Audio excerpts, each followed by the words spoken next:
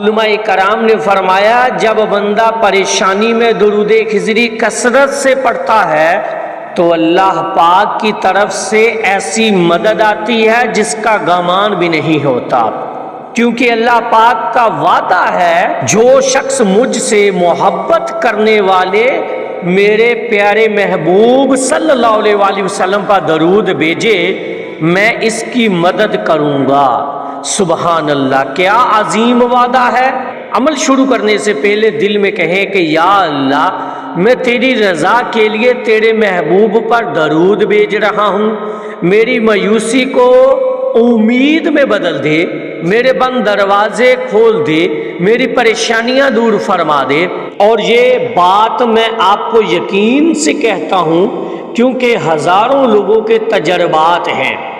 پہلے 2 دن دل میں سکون، پہلے 2 دنوں میں آپ کے دل میں ایک عجیب سکون محسوس ہوتا ہے، جو گھبراہٹ تھی وہ کم ہوتی ہے، جو بے چینی تھی وہ دور ہوتی ہے، نیند بہتر آتی ہے۔ یہ اللہ پاک کی پہلی رحمت ہے۔ سبحان اللہ۔ تیسرے اور چوتھے دن راستے کھلتی ہیں، تیسرے اور چوتھے دن آپ کو کوئی نہ کوئی راستہ ملتا ہے، جو پہلے بند تھا کوئی رکا ہوا کام آگے بڑھتا ہے، کوئی سوئی ہوئی امید جاگتی ہے، کوئی ایسا شخص ملتا ہے جو آپ کی مدد کرتا ہے بغیر آپ کے مانگے۔ سبحان اللہ۔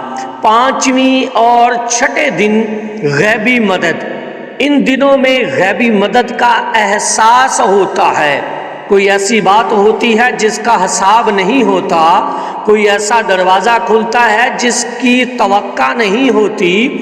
یہ اللہ پاک کا انعام ہے درود خضری کی برکت سے انشاءاللہ تعالی۔ 7ویں دن کمال کا دن، 7واں دن سب سے خاص ہوتا ہے۔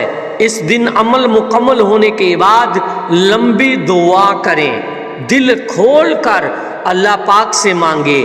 اس دن کی دعا میں خاص قبولیت ہوتی ہے کیونکہ 7 دن کی محنت اور پابندی اللہ پاک کو بہت پسند آتی ہے۔